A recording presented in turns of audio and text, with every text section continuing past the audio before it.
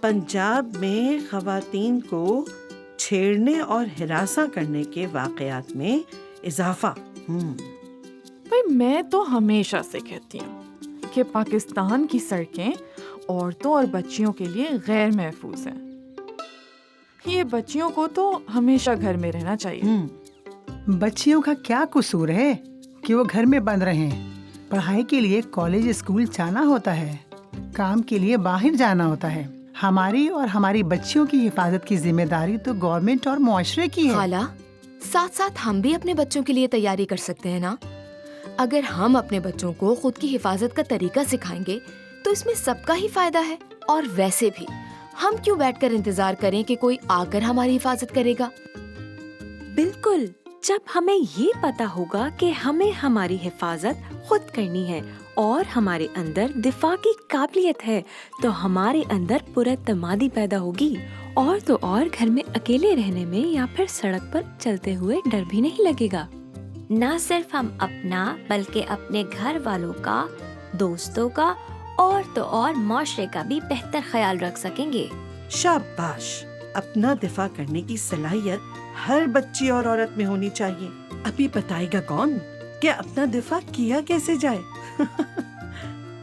سب سے پہلے اپنی حفاظت کے لیے کچھ تدابیر یاد رکھنا بہت ضروری ہے، جیسے کہ جس گلی یا سڑک میں خطرے کا شبہ ہو، کوئی شخص مشکوک لگے، جیسے کہ وہ آپ کو ہراساں کر رہا ہو یا پھر کوئی چوری کرنے کے لیے وہاں موجود ہو، اس گلی یا روڈ سے گزرنے سے پرہیز کریں۔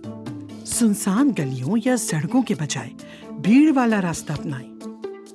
روڈ پر چلتے چوکن نہ رہیے۔ فون کے استعمال، گانا سننے یا پھر کتاب پڑھتے ہوئے چلنے سے گریز کریں۔ ہوشیار رہیں گی تو حملہ آور کے حملہ کرنے سے پہلے ہی موقع سے فرار ہو سکیں گی۔ باہر کیا، گھر میں بھی چوکن نہ رہنے کی ضرورت ہے۔ گیٹ کو ہر وقت بند رکھیں۔ کسی غیر کے لیے کنڈی تب تک نہ کھولیں جب تک اطمینان نہ کر لیں کہ وہ قابل اعتماد ہے۔ کہیں باہر جاتے ہوئے اپنے والدین یا قریبی دوستوں کو تفصیلات ضرور دیں تاکہ وہ باخبر رہیں اور خطرے کی صورت میں آپ کی مدد کر سکیں۔ اور مصیبت کے وقت گھبرانا نہیں بلکہ حاضر دماغ سے لڑنا چاہیے۔ اگر پھر بھی کہیں اکیلے جانے میں ڈر لگتا ہو تو گروپ میں سفر کریں یا پھر گھر کے کسی بڑے کی مدد لیں۔ ہمارے پاس اکثر بہت ساری چیزیں ایسی ہوتی ہیں جو ہم روڈ پر ہتھیار کی صورت میں استعمال کر سکتے ہیں۔ چلو بچیوں، کون بتائے گا وہ کیا چیزیں ہو سکتی ہیں؟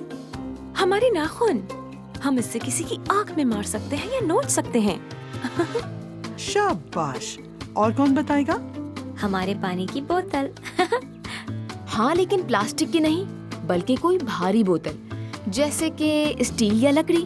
ضرورت کے وقت یہ ہتھیار حملہ آور کے منہ یا سر پر مارا جا سکتا ہے۔ اور تو اور لال مرچ بھی اپنے ساتھ رکھ لو، یہ حملہ آور کی آنکھوں میں پھینکنے میں کام آ سکتی ہے۔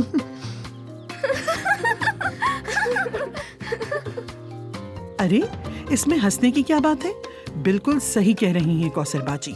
ان ہتھیاروں کے علاوہ آپ سب روڈ پر یا آس پاس کوئی بھی چیز کو استعمال کرتے ہوئے حملہ آور سے بچ سکتی ہیں، جیسے کہ کوئی بڑا پتھر، لکڑی یا لوہے کا ڈنڈا۔ اور سب سے امپورٹنٹ، آپ کا دماغ، کیونکہ ڈرنے کے بجائے عقل مندی کے فیصلے زیادہ ضروری ہیں مصیبت کے وقت۔ امی کی ساری نصیحتیں بہت اچھی ہیں، لیکن کیا آپ مجھے اپنے دفاع کے لیے کچھ ٹیکنیک سکھا سکتی ہیں؟ ہاں کیوں نہیں۔ ایک بات تم بھی یاد رکھو اور اپنے دوستوں کو بھی بتانا کہ ہمارے جسم میں ہماری کوہنی اور ہمارے گھٹنے اس کام کے لیے سب سے مضبوط ہتھیار ہیں۔ ہم اپنی کوہنی کا استعمال کرتے ہوئے پھرتی سے حملہ آور کی ناک یا ٹھوڑی پر وار کر سکتے ہیں۔ اس سے حملہ کرنے والے کو نقصان پہنچایا جا سکتا ہے۔ اگر آپ کا قد حملہ آور کے برابر ہے تو آپ کوہنی سے اس کے سر کی سائیڈ والی نازک جگہ پر بھی وار کر سکتے ہیں۔ گھٹنوں سے ہم حملہ آور کی ناک، ٹھوڑی یا پھر ٹانگوں کے بیچ زور سے وار کر کے اس کو نقصان پہنچا سکتے ہیں۔ اور اپنے ہاتھ کے نیچے والے حصے سے آپ حملہ آور کی ٹھوڑی پر زوردار وار کر سکتے ہیں۔ لیکن ایک بات ذہن نشین کر لیں، آپ نہ ہی کوئی ریسلر نہ ہی سپر ہیرو ہو، اس لیے ان تدابیر کا ہرگز یہ مطلب نہیں ہے کہ آپ نے حملہ آور کے ساتھ آخر تک کشتی لڑنی ہے اور اس کو ہرا کر ہی دم لینا ہے۔ ان سب طریقہ کار کا بس ایک ہی مقصد ہے، حملہ آور کو تھوڑی دیر کے لیے چونکا دینا تاکہ ہم وہاں سے فوری فرار ہو سکے۔ یا یا یا کوہنی ہاتھ اور گھٹنے سے دوسرے کی ناک، تھوڑی، کنپٹی یا پھر ٹانگوں کے بیچ حملہ۔ تھینک یو میم، یہ سب طریقے میں اپنی دوستوں کو جا کر ضرور سکھاؤں گی تاکہ ہم لڑکیاں اپنے دفاع اور اپنی حفاظت بخوبی کر سکیں اور کسی کی بھی ہم پر آنکھ اٹھانے کی ہمت نہ ہو۔ اللہ حافظ۔ اللہ حافظ۔